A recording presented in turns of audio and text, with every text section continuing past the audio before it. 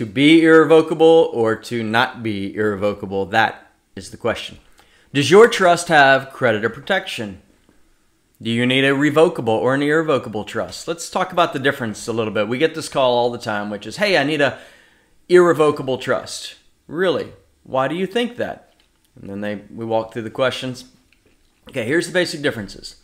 A revocable trust, also called a living trust or family trust, though sometimes irrevocable trusts may also be called a family trust, but generally speaking, we call it a revocable living trust. It means you can revoke it, you can make changes to it while you're alive and have capacity. Because you can make changes to it while you're alive, it is not creditor protected. So it's easy to get money in, it's easy to get money out, it's taxed to you for income tax purposes, it's taxed to you for estate tax purposes, and it's not protected from creditors in case you get sued.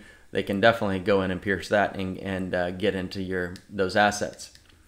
Irrevocable, on the other hand, says you have basically given up some type of control, maybe complete control, over that trust so that it's protected from creditors. There's a lot of different kinds out there. There's iPugs and slats and idjits and widgets and eyelets and all sorts of different kinds. We're not going to go through the differences.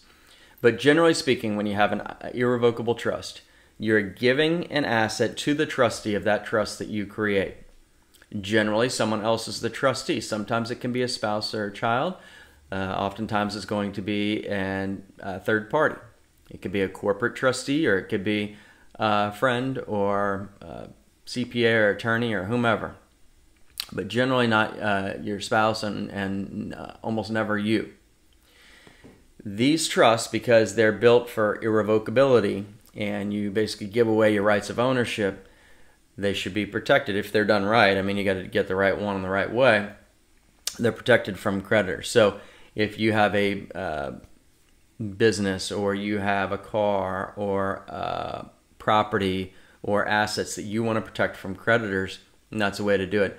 Some of them can be built so that you get taxed as the person who gives it, called the grantor, for income tax purposes, but out of your estate for estate tax purposes. So a lot of time, high-risk professions will do these types of trusts. Wealthy people will do these types of trusts. So just a little insight on revocable versus irrevocable. Most people end up with a revocable trust. A few people need the irrevocable trust, but click below to learn more, or simply look us up. We'd love to have a conversation with you at Massey Law.